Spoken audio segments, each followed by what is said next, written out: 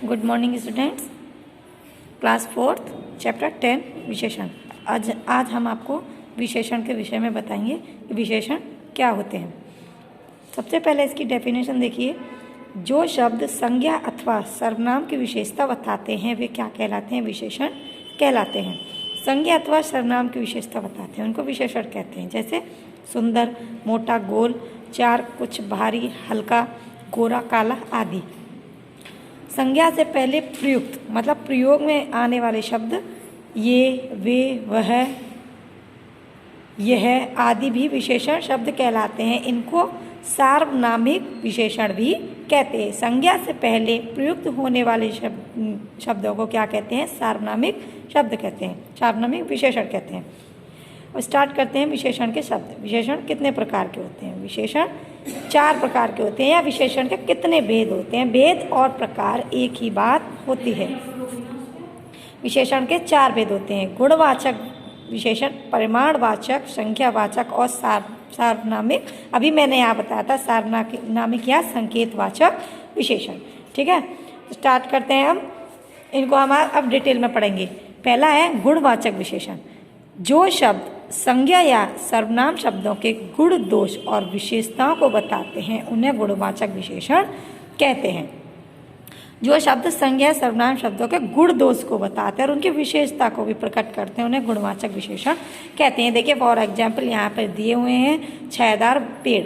पेड़ में क्या एक विशेषता है, क्या गुण है पेड़ में? वह छाया देता है। सैनिक वीर है, हाथी मोटा है, कमीज लाल है। तो ये इनकी सब विशेषता बता रहे हैं, उनके गुण को भी बता रहे हैं। ठीक है, यह भी मैंने बताया था छायादार, मोटा, मरियल, वीर और लाल अपने साथ हुई प्रयुक्त हुई संज्ञाओं के गुण, दोष बता रहे हैं।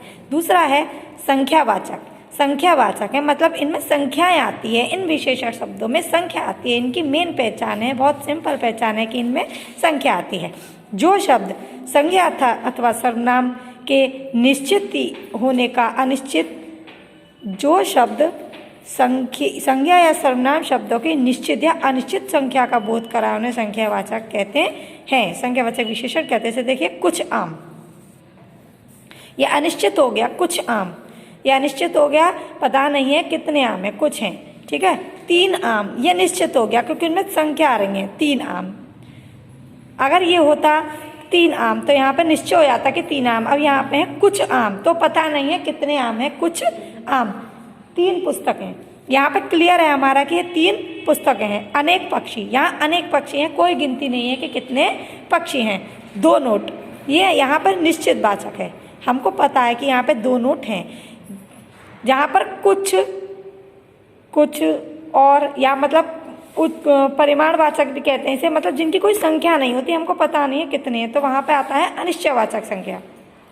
और जहाँ पे संख्या होती हैं जैसे 3 है, 4 है, 5 है, 10 है, अदरवाइज कितने भी हों, तो वहाँ पे क्या आ जाता है? निश्चितवाचक या संख्यावाचक। ठीक है, निश्चित और अनिश्चित की पहचान होती है कुछ, अन्य, काफ़ी।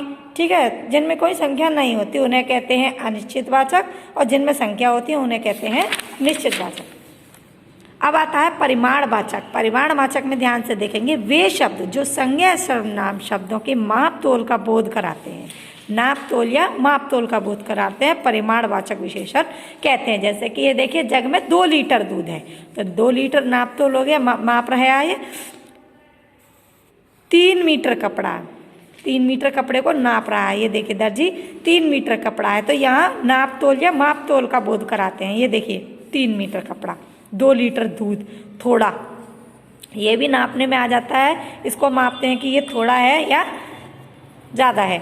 थोड़ा पानी पी लीजिए, उसमें थोड़ा पानी है गिलास में। कुछ चावल, कुछ, ये भी माप तोल में आ जाता है। तो जो शब्द, वे शब्द जो संज्ञा सर्वनाम के माप तोल का बोध कराते हैं उन्हें परिमाणवाचक कहते हैं। अब है सार्वनामिक, लास्ट है सार्वनामिक। मैंने बेटा अभी आपको अभी बताया था कि जो शब्द किसी संज्ञा शब्दों के आगे लगाकर विशेषण का कार्य करें। ठीक है, अभी मैंने बताया तो उन्हें सार्वनामिक विशेषण कहते हैं। जैसे यह लड़की, तो यह लड़की, यह क्या हो गया? सर्वनाम, और लड़की हो गई संज्ञा। तो संज्ञा से पहले प्रयुक्त होने वाले शब्द क्या कहलाते हैं? सार्वनामिक विशेषण कहलाते हैं। जैसे देखिए, यह लड़की खिलौने से खेल रही है, ये फूल, ये वह, हम, तुम आदि आयों ने क्या कहते हैं? सार्वनामिक विशेषण। वह कुत्ता मोहित का है, वे तारे बहुत सुंदर लगते हैं। ठीक है, 4 प्रकार ये आपको मैंने बता दिए हैं। अब आता है ये देखिए विशेषण और विशेष्य। विशेषण किसे कहते हैं? विशेषक किसे कहते हैं? जो शब्द संज्ञा या सर्वनाम शब्दों की विशेषता बताते हैं। ये तो अभी मैंने आपको बताया था कि जो शब्द संज्ञा या सर्वनाम शब्दों की विशेषता बताते हैं उन्हें क्या कहते हैं? उन्हें विशेषण कहते हैं। लेकिन आपको यह भी पता होना चाहिए कि विशेष्य किसे कहते हैं।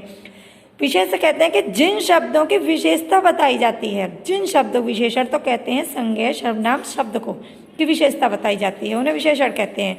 और जिन शब्दों की, किन शब्दों की विशेषता बताई जा रही है उन्हें विशेषण कहते हैं। देखिए यहाँ पे नीली कमीज नीली है या नीली कमीज है, तो नीला क्या हो गया? उसकी विशेषता हो गई। कमीज क्या हो गया? विशेष है, क्योंकि कमीज का ही आपको कमीज की विशेषता बताई जा रही है, गुण उसके बताए जा रहे हैं। अब आता है बुद्धिमान लड़की।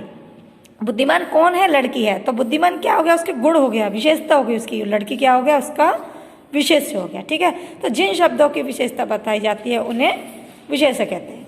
ठीक है, यहाँ तक बेटा हो गया।